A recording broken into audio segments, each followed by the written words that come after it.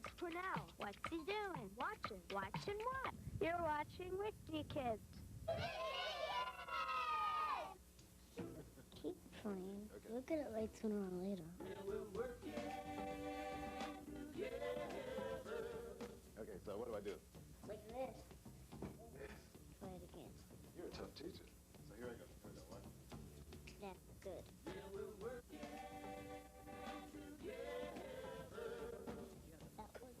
great. You did it. And now some scenes from our coming attraction. Hi! Hi! Stars. Mr. Rogers is coming to our school tomorrow. Yippee! Drama. Hey! Action. Buster! Wake me up! I'm having a nightmare! That's a load off my mind. Watch Arthur, now playing on a TV set near you. Weekday afternoons at 3:30.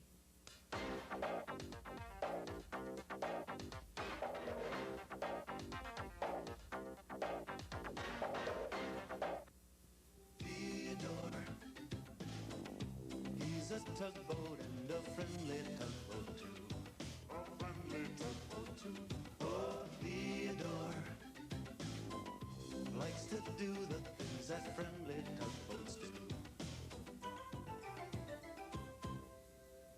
But the tugs can't bring your tanker in right now. Well, how do you like that? Hung up on me. How unfriendly. Oh, hello there. Well, I'm having a few problems here today. Come on, I have to go outside for just a minute.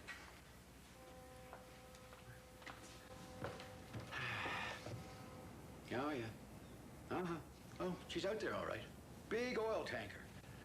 You know, the person in charge at the refinery keeps phoning me saying, bring her in, bring her in. But all the tugs they're all very busy today, so everybody's going to have to wait their turn. Between you and me, the person at the refinery isn't being very friendly at all. You know, Emily had a problem like this just the other day. Oh, there was a ship that wasn't being very friendly to her. Now, let me see if I can remember what she did. Oh, yes. Oh, yes.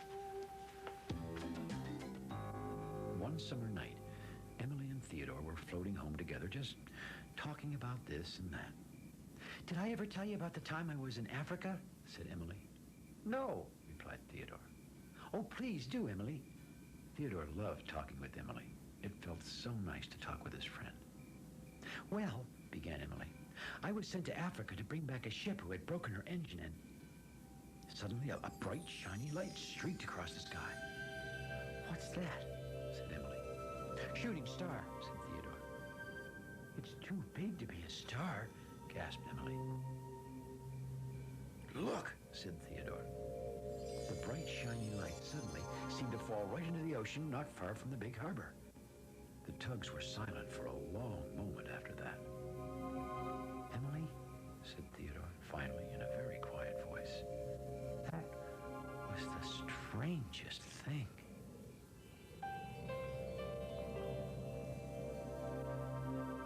The tugs were gathered at the great ocean dock. The dispatcher was just giving out the jobs for the day when a very surprising visitor appeared. The dispatcher was the first to see her. Tugboats, he announced. We have a guest this morning. Constance, whispered George in a small voice, most unlike his usual booming self. Now, all the tugs had seen Constance, the Coast Guard ship, before, but no one had ever actually talked to her. She always seemed very serious and very important. Good morning, Constance, said the dispatcher. And then he turned to the tugs with a look that said, be on your best behavior. Good morning, Constance, the tugs said politely. Good morning, replied Constance briskly. And then she stopped before Emily. Emily, she said, I would like you to meet me at the harbor entrance later. I have a special job for you. Emily was surprised. She turned to the dispatcher to see if that was all right. That's fine, Emily, said the dispatcher. I will have another tugboat do your harbor job today. Excuse me, Constance, said Emily, turning to Constance. What will we be doing? But Constance didn't answer Emily's question. She was already heading off. Well, that's the second strange thing that's happened lately, said Theodore quietly. First, that bright, shiny light last night, and now, this. The Tugs couldn't stop talking about Constance. I wish Constance had told me what my special job is, said Emily. Constance is our Coast Guard, said Fodak in a serious voice. That means she's in charge of guarding our ocean. Maybe she's on a secret mission and needs you to help her. She probably needs you for something important. Still, said Theodore quietly, she left before she could answer Emily's question. She doesn't seem very friendly. The others said nothing, but inside they all agreed with Theodore. Constance didn't seem very friendly. Emily caught up with Constance near the entrance to the harbor. Constance set off without a word, and Emily followed behind, feeling more and more puzzled. Excuse me, Constance, called Emily, trying to catch up. Where are we going? No time to talk, Emily, called Constance above the drum of her powerful Coast Guard engine. We have important work to do. Emily could see they were passing the last marker buoy in the harbor. So we're going out in the ocean, she said to herself. Emily forgot all about her questions. This will be like an adventure, she thought. Constance led Emily quite a ways along the coast, getting further and further from the harbor. Finally, Constance turned away from the shore and headed out towards the open ocean. Not too long after that, Constance slowed her engine and announced, "It should be near here." Then she began searching the water. What should be near here? Are you looking for something? Said Emily. What is it? I mean, would you like me to help you find it? I'll tell you about it later, said Constance quickly.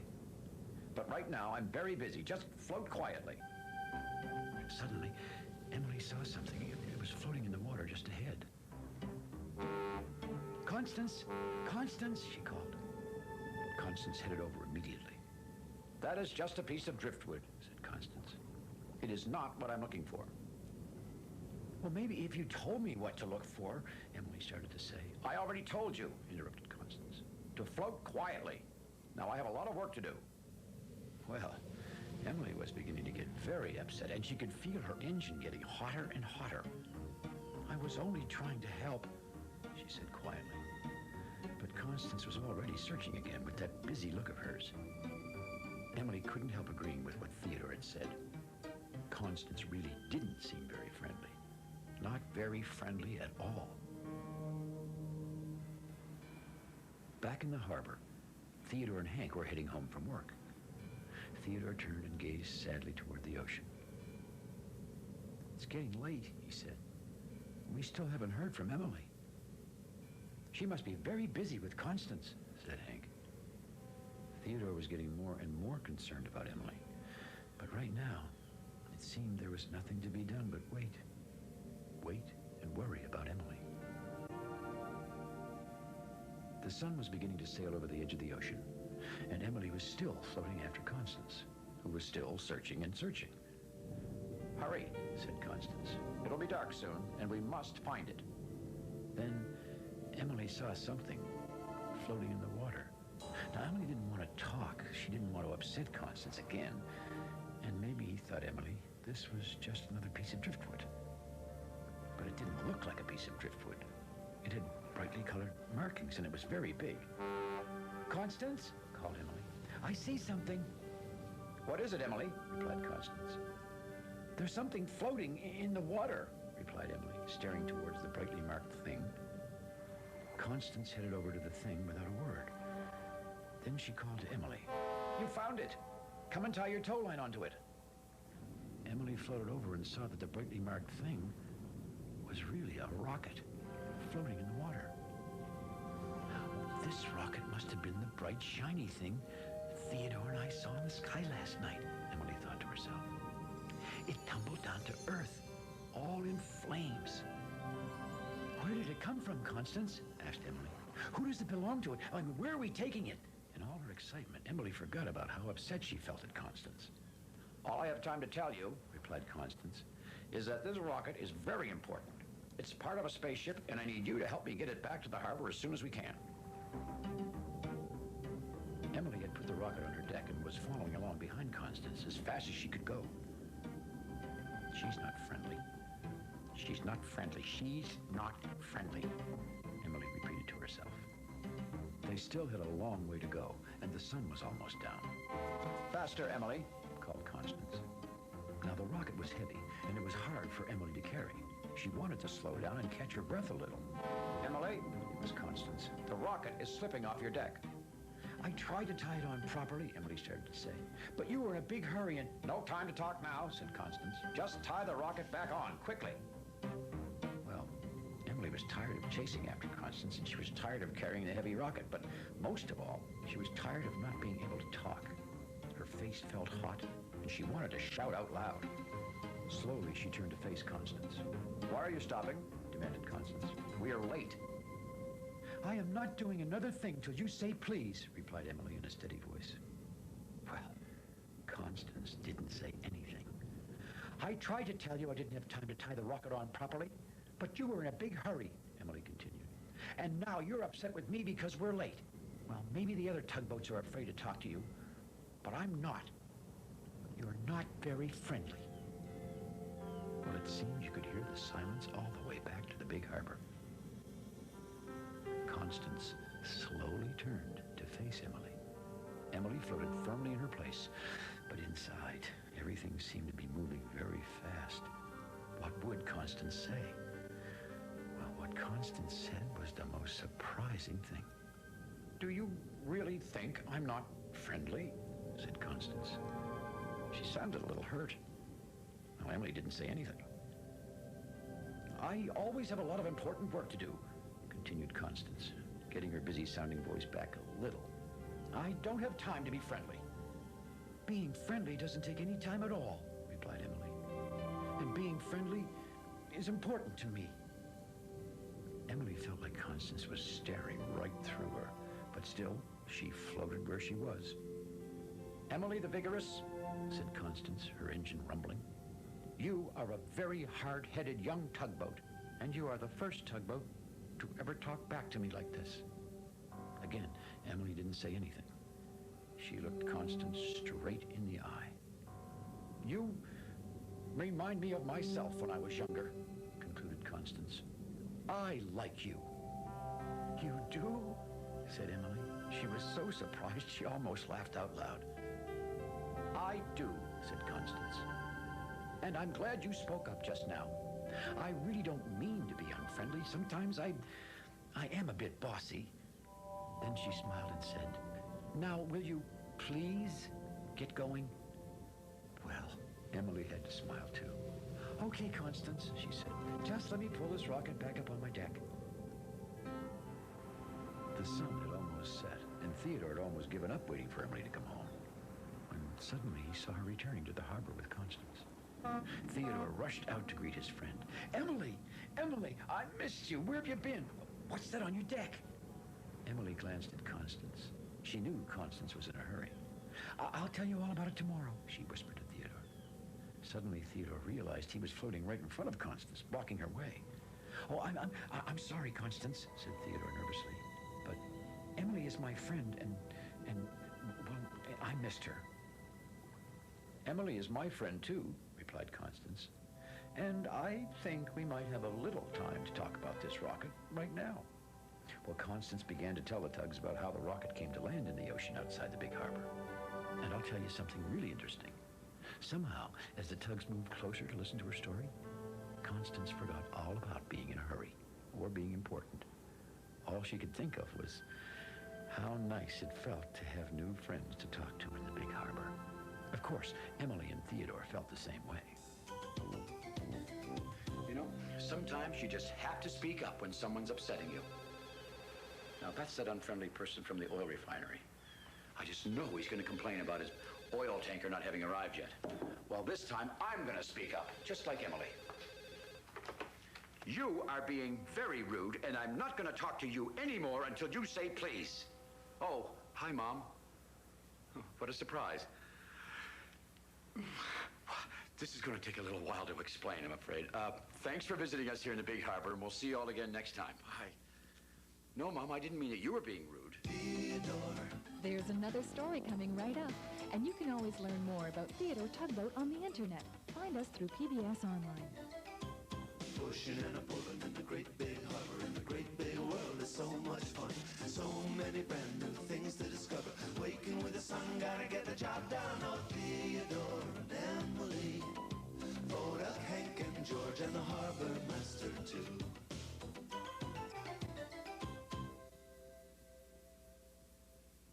Oh, hello there. You know, I think I'll give my binoculars a rest today. But I can still keep track of everything that's going on in the Big Harbor. I don't always have to use my eyes. I can use my ears. Shh. Listen. Do you hear that? That's the sound of a large ocean freighter telling everyone she's ready to leave the harbor and head for the open sea. And that's one of my favorite sounds. See, that's the answering toots of the tug saying, "We're ready. We'll guide you safely out." And there's seagulls calling goodbye. I love to listen. But did you know that listening takes practice? Oh, yes. And if I forget to practice my listening, I forget how. The tugboats can tell you about that. See, they remember a time here in the Big Harbor when listening was in very short supply. It started out much like any other day. The tugboats were gathered at the Great Ocean Tug and Salvage Company dock, waiting for the dispatcher to give out their jobs for the day. "Bodak," said the dispatcher, "report with Petra to dry dock to move a ship." As usual, the tugs answered yes, with 2 toots of their horns. "Emily and George, you're needed at Dock 7 right away to take out a tanker with Pearl." George's toots were a bit louder than usual. "Theodore and Hank, wait near the dock until needed," said the dispatcher. "If there are any questions, ask your pilot boat. That is all for now." The dispatcher was finished. Theodore and Hank were disappointed. Well, they didn't want to wait. They wanted to do something. Just then, the pilot boats, Pearl and Petra, arrived. Emily wanted to ask a question. "Excuse me, Pearl, Petra," Emily called after them. "I wonder if..." But the pilots were already sailing away. Emily sighed. "I wanted to ask the name of the ship we're supposed to take out." "No time for questions," trumpeted George, acting very much like a pilot boat. "We've got our jobs. Let's go do them." Hank and Theodore had to laugh. Even Emily managed to smile. "All right," she said. "I'm coming." When the others had gone, Hank and Theodore waited. "Do you want to practice working in the harbor with me, Theodore?" Hank asked. "I guess so," said Theodore, although he really wanted to be out in the harbor with the others. "Good," said Hank. "You be the tugboat, and I'll be the pilot boat." Hank tried to sound like a pilot boat. "Yes, young Theodore, the dispatcher would like you to help at dock 602. Or was that dock 206?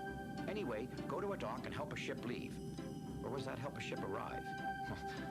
Theodore began to giggle. Hank started to sail off, and Theodore called after him. "Wait, I'd like to ask a question, please, Mr. Pilot Boat." But Hank, the pretend pilot boat, answered, "I'm sorry, but I don't answer questions." "No questions, but why not?" asked Theodore. Hank was quick to answer. "Aha, but that's a question, and I can't answer questions." But Theodore was still curious. "Please, Mr. Pilot Boat, why can't I ask questions? I mean, if I knew more, maybe I could save time and do a better job. Why won't you ever listen?" Well, Hank was getting dizzy with all of Theodore's questions. He didn't want to be a pilot boat anymore. "I don't know, Theodore," he replied. "I'm not a real pilot boat. Maybe they're just too busy to listen to tugboats." Theodore was silent for a moment, and then he said quietly, "But that's not fair." The next morning, Theodore was determined to talk to the pilot boats and get them to listen. "Good morning, tugboats," said the dispatcher. "This is a very busy day. George and Emily, report to Chebucto Head. There's an oil tanker arriving in port." "Bodak," continued the dispatcher, "you and Hank report to Dry Dock 3 to dock a damaged freighter." Hank was very excited. Oh, work at last. One toot is enough, Hank, whispered Foduck. That is all for today, finished the dispatcher. If you have any questions, please ask your pilot boat.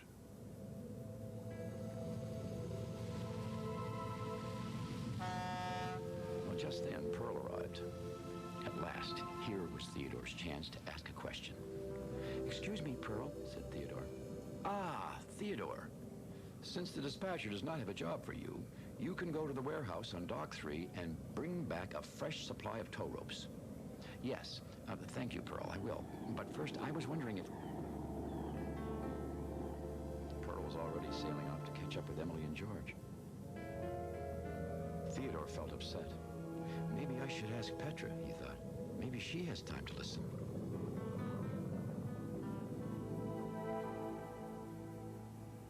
Theodore was just on his way to get those tow ropes at Dock 3 when he saw Petra at a nearby dock. Oh, she doesn't look too busy, Theodore thought to himself. So he sailed up to face her. Excuse me, please, Petra, could I ask... Oh, Theodore, said Petra. The dispatcher just called me on the radio. He needs a tug to sail out to the entrance of the harbor and replace marker buoy 6. It's in need of repair.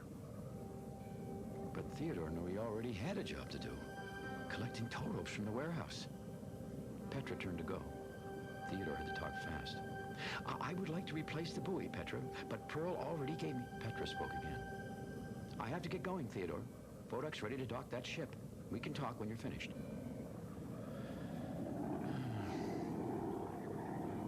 Poor Theodore.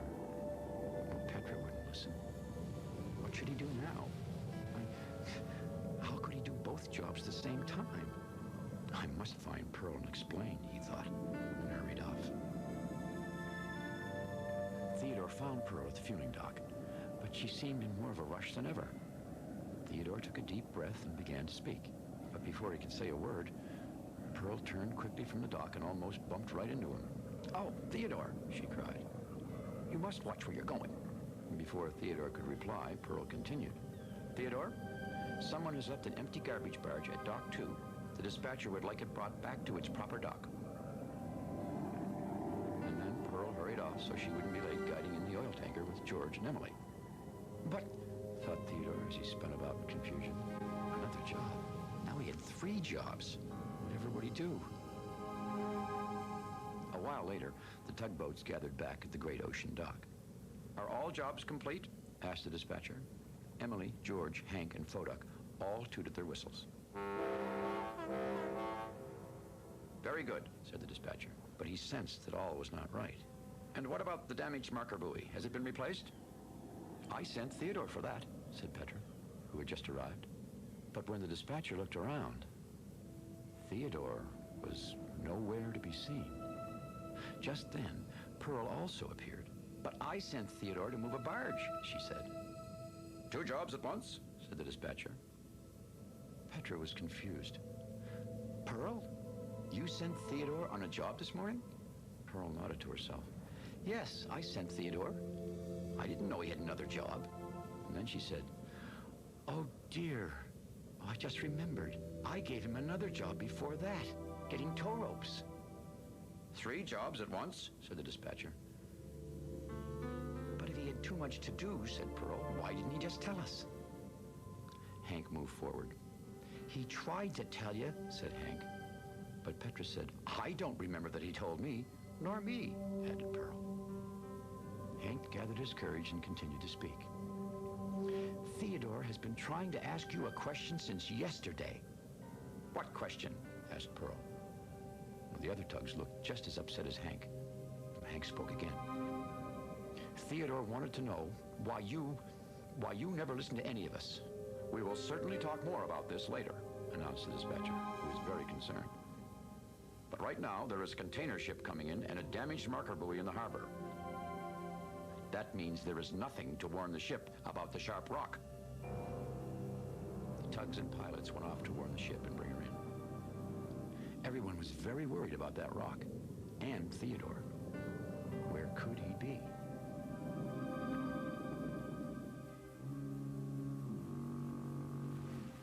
Now, at several places near the mouth of the harbor, there are floating buoys marking dangerous areas. Buoy number 6, whose name is Blandford, marks the spot of a large, jagged underwater rock. Theodore was floating along, thinking it seemed like the pilot boats didn't care about what he did. If they did, they would know that 3 jobs at the same time were 2 too many. It was very hard being a tugboat in the big harbor when no one listened. "What was that?" he said aloud. "I hit a rock." Then he noticed the marker buoy. "Number 6, he said. It had drifted off its spot, and its light wasn't working. "This must be the damaged buoy I was supposed to replace." Theodore heard a deep, deep horn, and he knew right away what it was. A ship, a big ship, entering the big harbor. The fog was rolling in, and he couldn't see her, but he knew she'd be heading straight for the dangerous, jagged rock. As a tugboat, Theodore knew that doing your job was the most important thing, and right now, his job was making the harbor safe for the ship. He heard the ship's horn, closer now, and he could just make out her shape through the thick fog. Sure enough, she was heading straight for the terrible rock, and there was no time for Theodore to get another marker buoy to warn her away.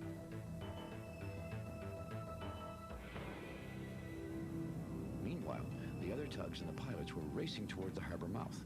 They could hear the great ship approaching the jagged rock. "It's all because of us," said the pilots. "All because we didn't listen." The container ship was just about to hit the rock she couldn't see, when she heard the sound of 3 loud toots through the fog. And then she saw a light. It must be a marker buoy, thought the ship. And then she realized that she was heading straight for it. The other tugs and pilots arrived just in time to see the big container ship slowly begin to turn, turning away from the dangerous rock.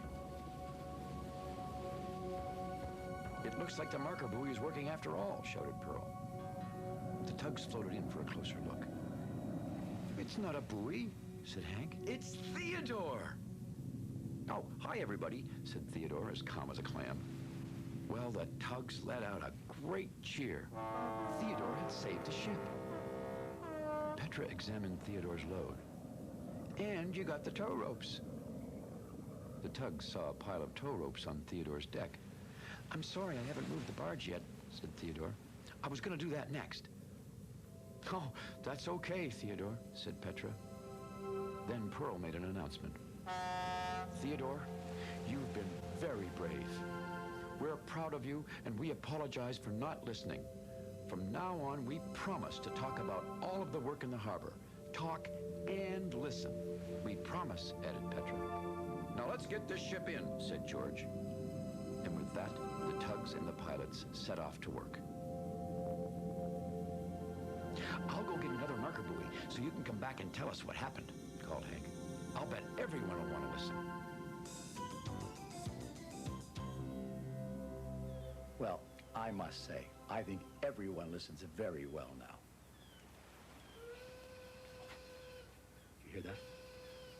That's one of the most important sounds in the whole harbor. That's the lunch whistle, and I'm hungry.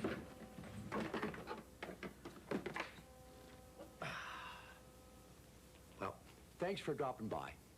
We'll see you again next time here in the big harbor. Let me see what I've got. I got a banana and an apple. Theodore, he's a tugboat and a friendly tugboat too. A friendly tugboat too. Oh, Theodore and Emily, Kodak, Hank and George and the harbor master too.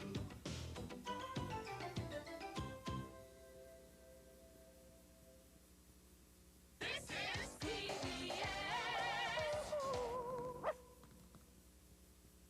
It's time to Check it out. And here's your happening host, Pete. Hello, hello, hello. I'm happy to have you I'm here for another edition of Check It Out, where every day is a red letter day, and today's red letter is... A, aquarium. A small glass tank of water that goldfish live in, or a big one that whales live in. Which fish would you like to see there? Well, that's it for now, and remember, if there's anything you need to know, all you have to do is... Check it out! You're watching with me, kids. Let's try mixing colors. What do yellow and blue make? Green, like a frog. What do red and yellow make? Orange, like a butterfly. What do blue and red make? Purple, a violet. Let's add green leaves. Now, what happens when we mix a flower, a butterfly, and a frog? Uh-oh. Attention, all you detectives out there!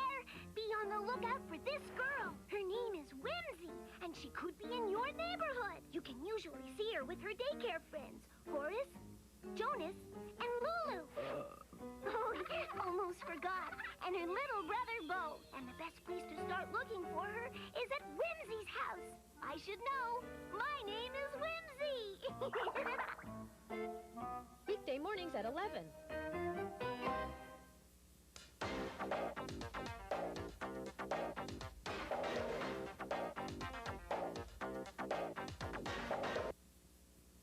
Zoobilee Zoo is underwritten by Hallmark. Hallmark is pleased to bring you the very best in children's television programming.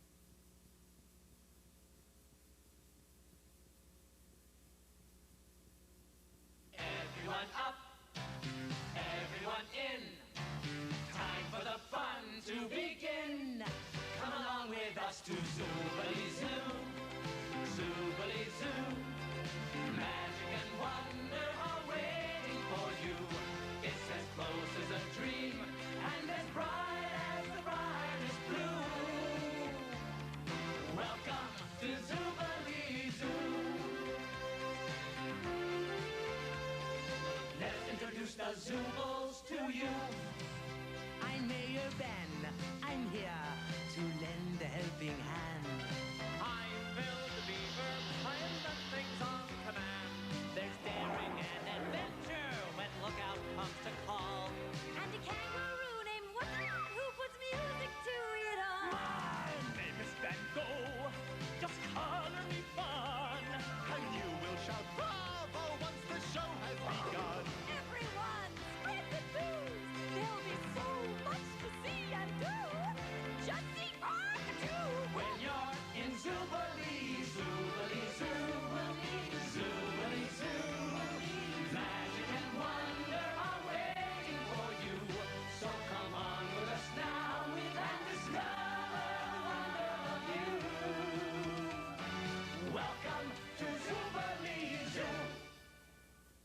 Closed caption made possible by General Foods Corporation.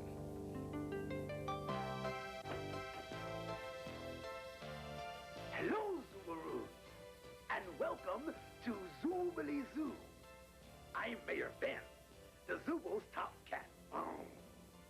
And I'm here to give you some Zooble facts. I'll tell you now what a Zooble is, and I'll try to explain in a snap, bang, whiz.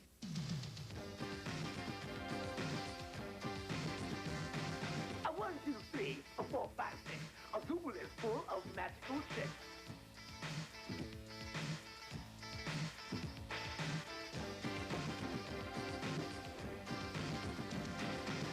Zoobles are friends that are very best kind. They are the first ray of spring sunshine. When it's dark and you're scared at night, the Zoobles are the hands that will turn on the light. Zoobles are music. Zoobles are art. Zoobles are the good thing to feel in your heart.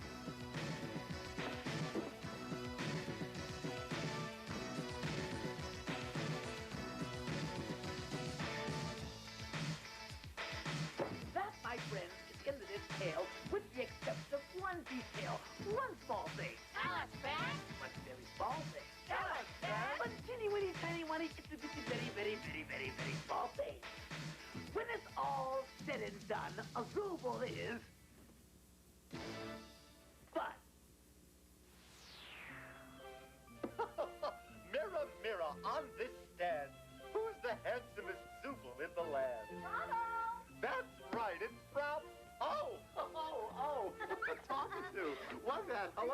Bravo.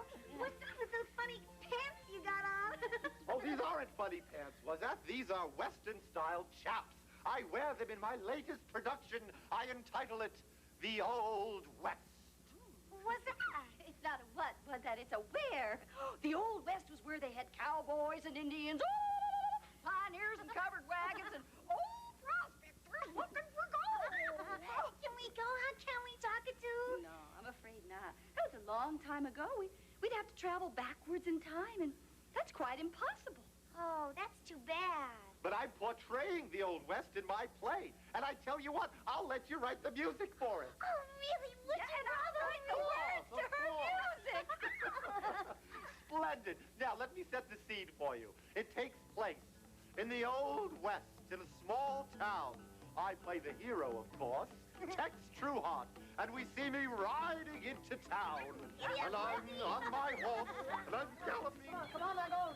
Oh, there she is. Oh, Bill, you call this weird-looking contraption your greatest invention? I sure do. Well, what is it? It's a time machine. A time machine? You mean this thing can take someone forward into the future and backward into the past? You got it, Mango. You know what, Bill? Read my lips.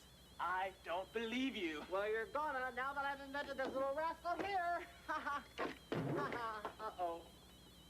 Well, I still need a little bit of work on it, but it's pretty close to being done. Well, I'll say it needs a little work. Look, Bill, I've got some work to do myself, some artwork. I'll see you later. Artists, what do they know about inventions? Huh? Hey, what's that noise? Oh. What's that? Oh, it's my time machine, was that? It's the kind of machine that can take you all the way to the future where things haven't happened yet, or all the way into the past where they happened a long time ago. That's impossible. Talkatoo says so. It's not impossible now, not since I've invented this little puppy. Oh, wow, really? You mean that I could go back into the Old West if I wanted to, huh? That's why this thing is here. Oh, wow. Talkatoo! Oh, Talkatoo! Coming.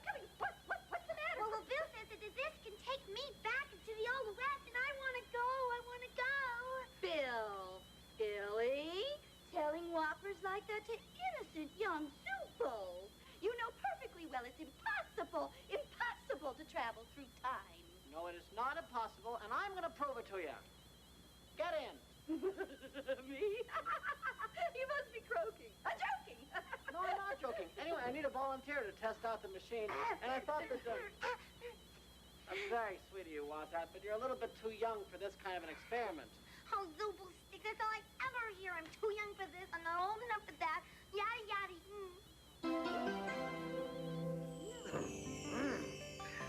Now, when it comes to building and inventing things, Bill the Beaver is zooberific. But as all the Zooples know, sometimes his inventions don't work out the way they're supposed to. Now, do you suppose that there's one Zooble who's brave enough to fly his new machine through time and space? I wonder.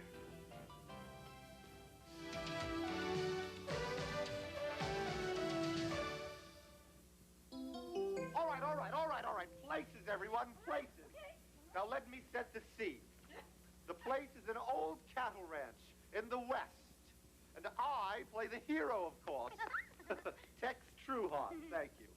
And you, Talkatoo, play my wife, Bessie, all right? Yeah. And Wazat, you'll be playing my darling little daughter, Liza. Oh, and you'll also be responsible for all of the music and sound effects, so be prepared. Gotcha. All right. Now, as the scene opens, it is a cold and wintry night. The wind is shrieking around the ranch house. It shrieks and the wind is shrieking around the ranch house. Shrieking wind, was that?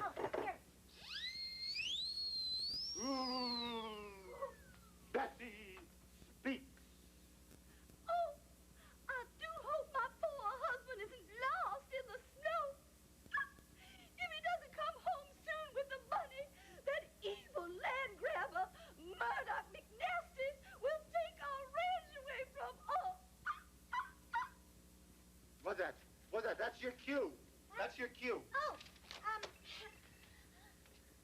don't worry, Mother of mine. Daddy will save you. Suddenly, there is a knocking at the door. Oh, wait. it? That's a doorbell. Knocking at the door.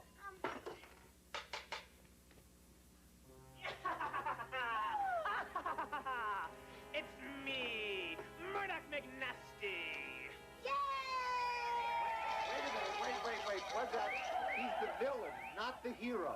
Blues and hisses. Sorry, Bravo. Just a minute. Okay. Betsy speaks. Oh, no! It's that mean and heartless, no good, no low down villain, Murdoch McNasty! That's right, Bessie. And if you don't pay up the money you owe me, the ranch will be mine. And I'm going to throw you and little Liza out into the snow. Oh! What was that? Oh, that was the sound of Mommy landing in the snow. Oh. Oh, please, Mr. McNasty! You can't throw us out on a cold and windy night like this. We have no place to go. Don't worry, Mother of mine. You will be saved. I know you will. And how can you be sure? Because I remember the story talk, too. Oh, Huck! I think I hear your dear father coming now. I distinctly hear the sound of hoofbeats. I don't hear anything. Oh, hoofbeats. Oh, boy. This is my big entrance. Oh, no. That's reindeer. What do I do with the hoofbeats? Oh, here they are. Whoa, horsey! Whoa, horse! What's that? I said whoa!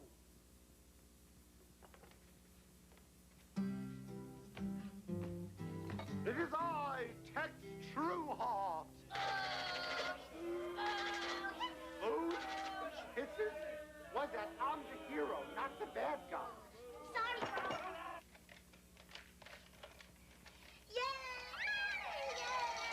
Becca. You have threatened my brave little family for the last time, McNasty. Get off my ranch. It's my ranch now, Tex. That is, of course, unless you plan to pay me the money you owe me. The money? Catch! Good catch, Bravo! Thanks. Here's your money, you scoundrel.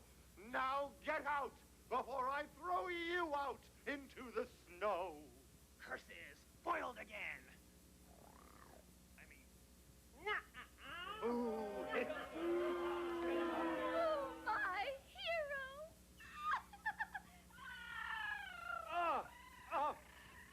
Applause, was that? Applause? No, not us. The audience. Just pull the curtain. This? Pull the curtain. Pull it. No. Well, there she is, lookout, ready to fly, ready to roam the whole universe of time and space. Boy, Bill, what an invention. You've really outdoubled yourself this time. You can say that again. Boy, you've really outdoubled yourself this time. Thanks a lot. Now, all I need is someone to fly her. Someone who's an adventurer, someone who's brave and not afraid of Bill, I'm your bear. Really? Yeah. You go? Oh, boy, to the Old West? Oh, absolutely. Well, get in. I'll show you how she works. Okay. All right, Hi, she's guys, got a lot of what you switches. Well, actually, we're having a practice run before Lookout takes my time and space machine for a spin to the Old West. Oh, well, can I watch? Well, sure. Watch this. First thing I have to do is I have to set the time meter to the Old West. A good date would be 1870? 1870. Then I have to set the place meter for... What's that? Don't touch that. That's the launch button. I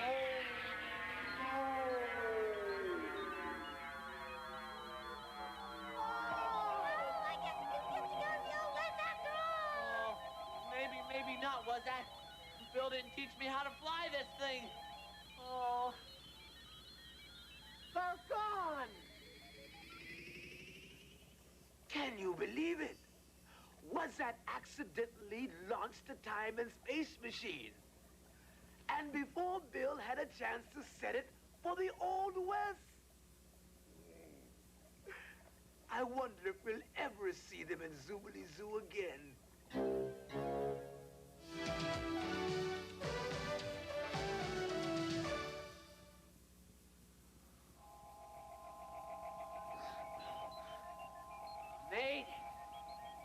Are you okay with that? Yeah, but I'm so cold. Gosh, if this is the Old West, where's the warm sunshine and the cowboys and the cattle? All I see, look out, is ice and snow. Yeah, something's wrong with that. With all this ice, this couldn't be the West. This looks more like the North Pole. What's that? The North Pole is the very tip top of the world, where it's always the coldest. Whatever it is, it's much too cold for us Zoomers. Can't stay here or we're gonna freeze. Gosh, what do we do? I gotta get this machine going again. Oh, can I help? No, you better leave everything to me, was that? You're too young to know about these things. Zooba Six, that's all I ever hear. Bill,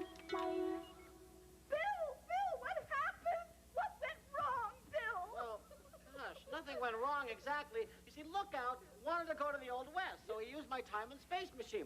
So there I was, setting the time dial for 1870, which is a really great time in the Old West. And then I was setting the space dial for somewhere in the Old West. And then Wazat, who was just there to watch, pushed this button, which happened to be the launch button, and poof, pop, zooey, they were gone. Gone? Gone where? I don't know. Oh, Phil, this is awful. Awful, Phil. My friends. Bill, may I borrow your dinky? Your hanky, please. Thank you. No, I'm talking to. We've got to stay calm.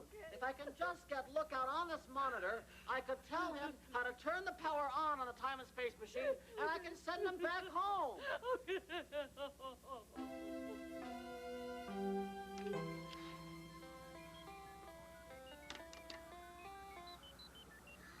have an idea. Later, was that? I'm trying to figure out these controls. Okay, but I was just thinking that maybe if we want to go home, maybe we could reverse the controls. Please, was that? I know you want to help, but did you say reverse the controls? But you probably thought of that, huh? Well, not exactly. But it's a great idea. Oh, just might work. Oh, gosh, look out, look. Two white bears in white furry coats. Maybe they're your cousins. Maybe they'll invite us to lunch. I'm hungry. What's that? What's that? Those aren't my cousins. Those are polar bears. And if they see us, we'll be the lunch. Look, Tuckatoo, I found them. They're not in the Old West. They're way up at the North Pole.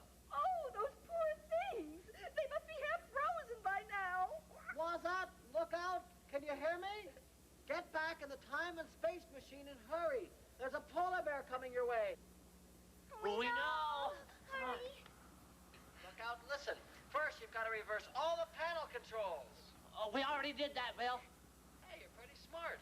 Now push the red button, and off you go. Okay, here we go. It's not working, Bill. Nothing's happening. He's coming. I'm afraid your landing damaged the hypersonic coupling oscillator. Huh? What's that? That's what made that high-pitched sound you heard when you took off. That sound triggers the hypersonic power drive, like the starter of a car. But without that sound, well... I can make that sound. You can? Listen.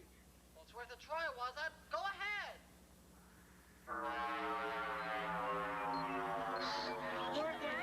Working. Oh, boy. Look, Wazat did it. They're on their way. They're coming. They're coming.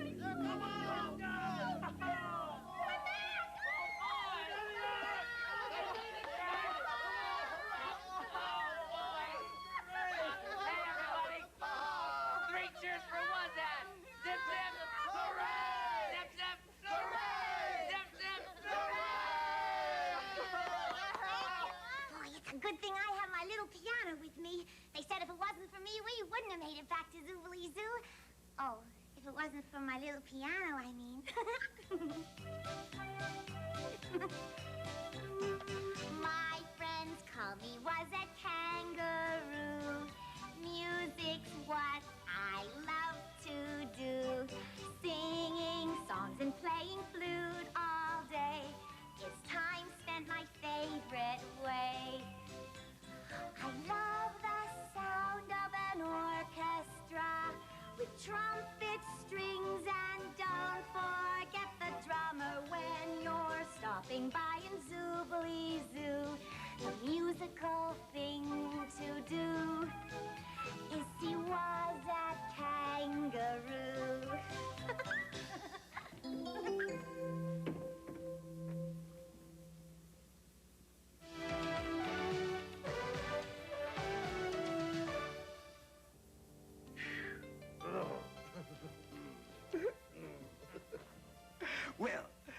one adventure that Lookout will remember for the rest of his life.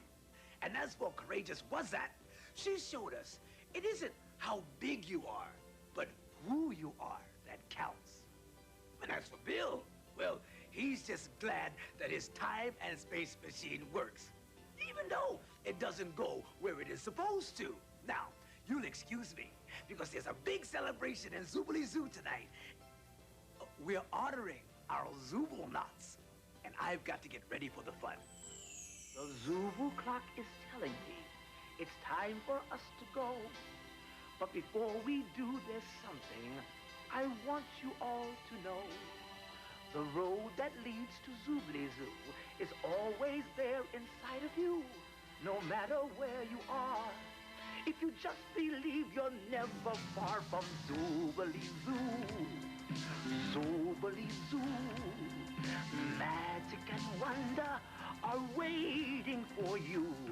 So come on with us now and discover the wonder of you.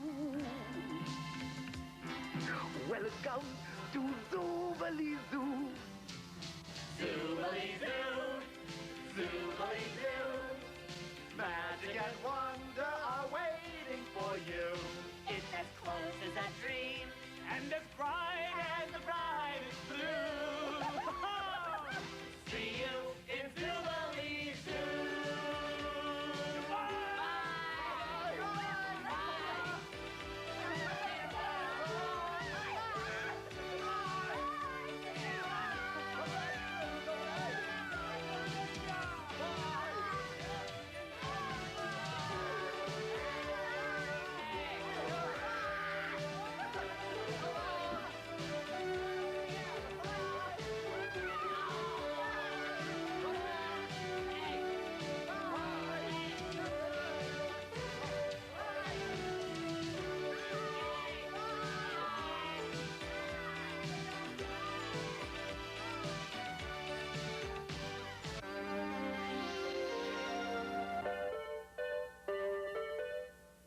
Distributed by the SFM Entertainment Division of SFM Media Corporation.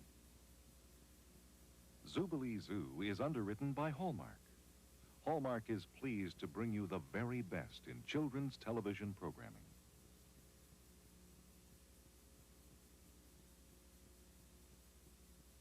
To receive a free copy of the Zoobilee Zoo Parents Guide, call 1-888-850-3236 or write to the address you see on the screen.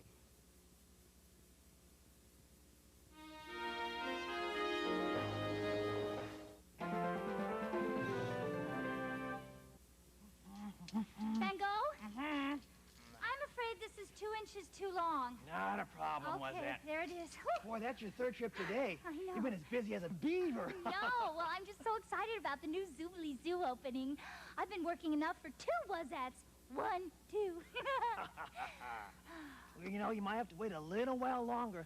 The opening's not until noon. Oh, you know what they say. Patience is a virtue. Who's they? Good point. Hey, do you need some help? Yeah, please. A thumb right there. Uh-huh. Say, what's that? What? Ever had to wait a long time for something? Well, once I had to wait a whole year for Christmas. Oh, was it worth the wait? Boy, was it. I got a Zoobilee pepper doll. Wow. And her horse Winifred. And I got an iron-on pair of musical eighth notes that I'm wearing. See? Oh, Take another break. Well, you know, was that you gotta remember, patience is a virtue. Hey, look at you, little bud. Oh, you know, I know just how you feel. I keep dreaming of the day when I'll be a grown-up. But Van Gogh says patience is a shirt, too. I mean, a virtue. Zooble sticks. The new Zoobilee Zoo won't be ready until tomorrow. I guess we'll just both have to wait. No more tears, no time for crying. not from my sweet one. Lend your ears, let's practice flying. I know you know how it's done. The magic is inside you. The words don't mean nothing. The magic, it will guide you. So take wings. Have no fears, just keep on trying. Don't be shy, my love. Nothing nears a satisfying sweeping slide through skies above. The magic is inside you. There's nowhere that you can't ride. The magic, it will guide you as you glide through the sky. Ain't no cloud too high if you got the magic inside.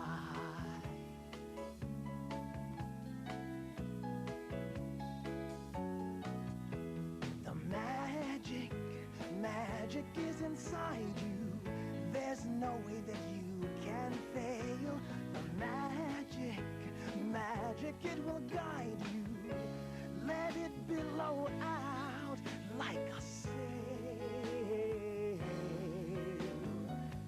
Fly you far and wide on the wings of the magic here inside.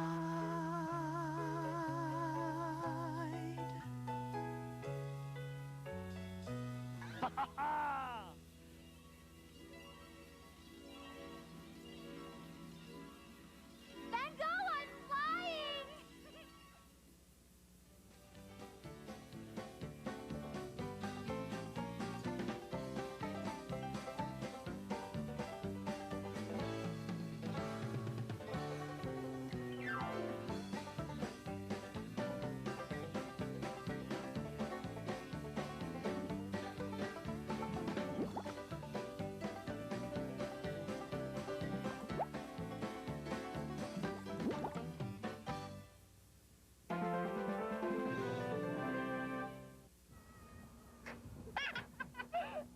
You're watching with me, kids!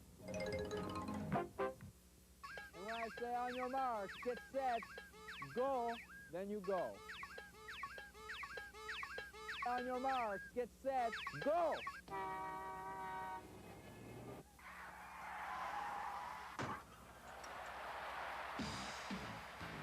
You're watching with me, kids. Your child's mind. What's going on in there? Yikes! Fill it with good stuff. Okay, everybody. Like Sesame Street. You know, the more they watch Sesame Street now, the better they'll do in school. Even years later. Yep. Sesame Street powers kids for life. Weekday mornings at 9. You're watching with me, kids. This is fun.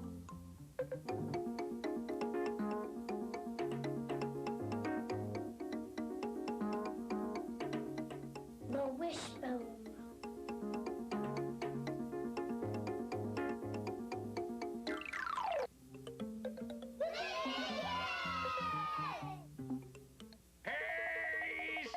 Don't you know what time it is? Sure, Elmer. It's time for the girls and boys out there to see what great fun we all have here in Pappyland. Picture, do your stuff. Are you ready for exciting adventures in drawing and coloring? And would you like to sing and dance? Then get your paper, pencil, and crayons and join me here on Whitney Kids. Weekday mornings at 7:30.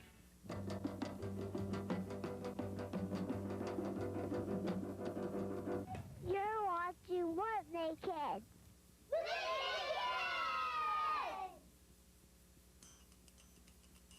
What is it? It's sticky. Feels pretty gross. It could be worms. Feels very slimy. Or it could be snakes. An octopus. A plain old eel. As thick as mermaid hair.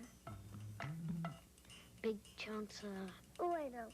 It's a crab. Creepy crawlers. It's all how you look at it.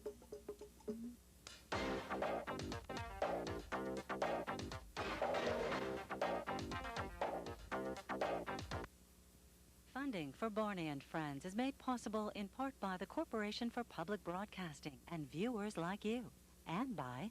Chuck E. Cheese's. Where a kid can be a kid. C-U-V-W-X. Learning your ABCs takes practice. A-B. Chef Junior, makers of ABC.